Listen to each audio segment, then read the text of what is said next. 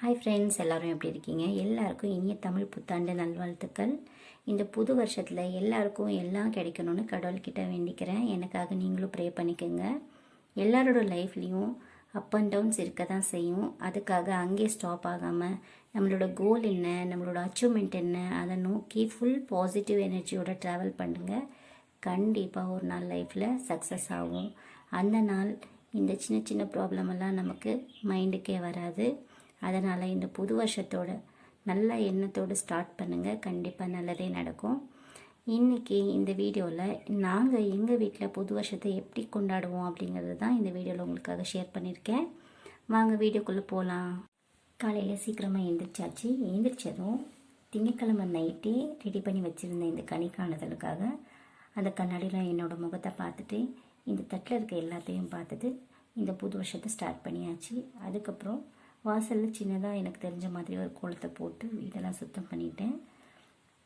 அப்பா பூஜைக்காக ரெடி பண்ணிகிட்டு இருந்தாங்க.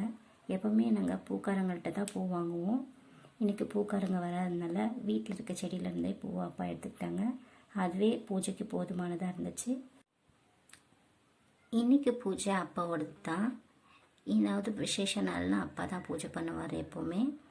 பசங்களும் இன்றைக்கி ரொம்ப சீக்கிரமாகவே எழுந்திரிச்சிட்டாங்க. எப்போவும் லேட்டாக எழுந்திரிக்கிறவங்க இன்றைக்கி புது வருஷம் அன்றைக்கி சீக்கிரமாக எழுந்திரிச்சிருக்காங்க. அதனால் தாத்தா கூட அவங்களும் சாமி கும்பிட்டுட்டு இருந்தாங்க. நான் அப்பா பசங்க 2 பேரும் பூஜை பண்ணிட்டு இருந்தோம். அம்மா கோயிலுக்கு பிரசாதம் கொடுக்குறதுக்கு பொங்கல் சுண்டல் ரெடி பண்ணிட்டு இருந்தாங்க. பூஜை முடிச்சதுக்கப்புறம் பசங்க 2 பேரும் அப்பா காலில் விழுந்து ஆசீர்வாதம் வாங்கிட்டாங்க. அது ரொம்ப நல்ல பழக்கம். ஏதாவது நல்ல நாள் அன்னைக்கு குழந்தைங்கள வீட்டில் இருக்க பெரியவங்க காலில் விழுந்து ஆசீர்வாதம் வாங்கிக்க சொல்லுங்கள். அது ரொம்ப நல்ல பழக்கம்.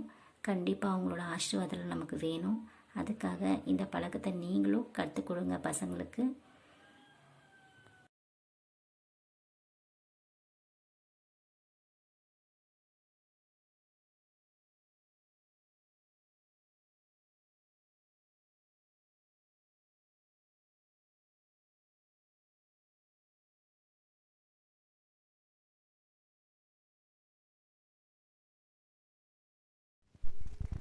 இதுதான் எங்கள் ஊர் கருமாரியம்மா சுவாமி. ரொம்ப பவர்ஃபுல்லான சுவாமி. இன்றைக்கி தான் அம்மா இவ்வளோ ஃப்ரீயாக இருக்கிறாங்க. இன்னும் ஒரு வாரத்தில் சித்திரை திருவிழா ஸ்டார்ட் ஆகுது. அம்மானை பார்க்கவே முடியாது, ரொம்ப பிஸி ஆகிடுவாங்க. நாங்கள் அப்படியே பூஜை முடிச்சுட்டு எல்லாேருக்கும் பிரசாதம் கொடுத்தோம். பசங்களாம் ரொம்ப நல்லா விளையாடிட்டு இருந்தாங்க. இந்த புது வருஷம் எங்களுக்கு ரொம்பவே நல்லாவே போச்சு. உங்களுக்கு எல்லாம் எப்படி புது வருஷம் கொண்டாடினீங்கன்னு கமெண்ட்டில் சொல்லுங்கள். தேங்க்ஸ் ஃபார் வாட்சிங். மறக்காமல் எங்கள் சேனலை சப்ஸ்கிரைப் பண்ணுங்கள். See you on next video. Bye.